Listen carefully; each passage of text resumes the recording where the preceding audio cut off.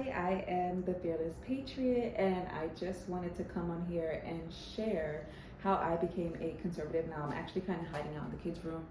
I don't know if they'll allow me to make this video, but I'm going to try. So, in 2016, when the election happened, I didn't know anything about politics at all. However, my brother who led me to Christ wanted him to win. Obviously, I value his opinion. My pastor at the time wanted him to win, somebody else very important to me. And then my cousin and my good friend, who is also an ordained minister, wanted him to win. Again, three very, very important people to me. So just based on that alone, I wanted him to win. But I didn't know anything, right? So when he won, I was happy, but it didn't really mean anything.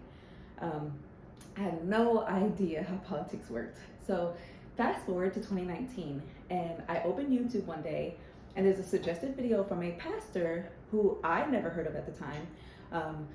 He's really popular. I'm sure everybody knows him now, but it was Marcus Rogers from Chicago. And he was, now if you don't know, he's been making YouTube videos for like over 10 years. Like, he is not new to YouTube, but he was new to me 4 years ago.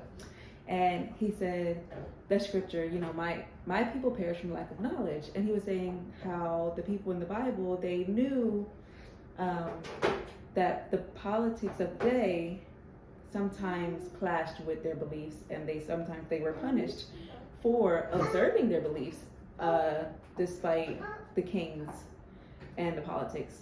And he was saying how we have an obligation to know what's going on in our world and our country. And I believed. I also believed what he was saying. I was like, yes, there's no real reason for me to be ignorant. So, and then he was also saying you can't believe everything you see and hear. You have to go to the source. So I always do that now.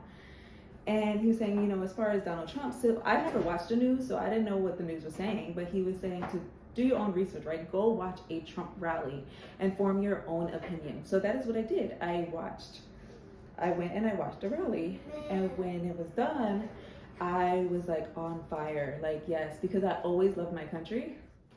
And I really liked the fact that he was real, he was honest, he was blunt, and I kind of got hooked on them. I started watching like every single rally as they would come out, and the whole theme, right, was just patriotism and loving your country and wanting it to be great. Like, why wouldn't you want your country to be great? So, but I didn't know anything. Trump taught me a lot, okay? So remember I said 2016, I didn't know anything. I didn't know that Hillary Clinton worked for Obama. I didn't know that when Bill Clinton was in office, they legalized partial birth abortions. I didn't know that she was like a leader for Planned Parenthood. I didn't even know what Planned Parenthood was.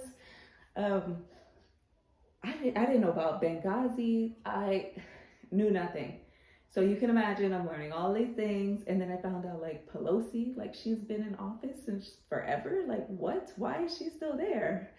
All these people that are in office that are so old, it's like, we need term limits, dude. Like, this is not even cool. Common sense, you can see those people need to retire. But then not only did I learn about the swamp creatures in DC and the problems, but he also taught me, like, he also led me to people like B. Tatum and ABL and Candace Owens and Dennis Prager and Charlie Kirk, like the good side of our country. And Thomas Sowell taught me a lot about economics.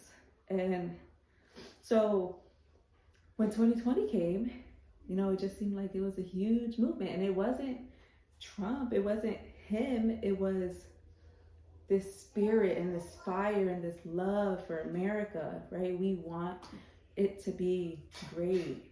And when I say great, I mean, like, we want people to succeed here. We want people to achieve the American dream, right? That's not going to happen when you're taxing people to death, right? Like, Donald Trump cut taxes, Joe Biden is raising taxes. Like, that's not going to happen. Like, if you're struggling and they're making you pay all these taxes, like, how are you going to feed your family?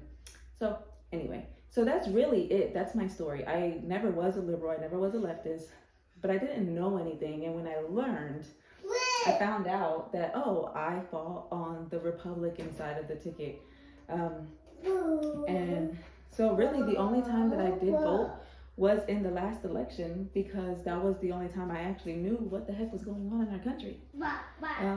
So yeah, that's my story. Thank you for tuning in, and I hope to see you next time.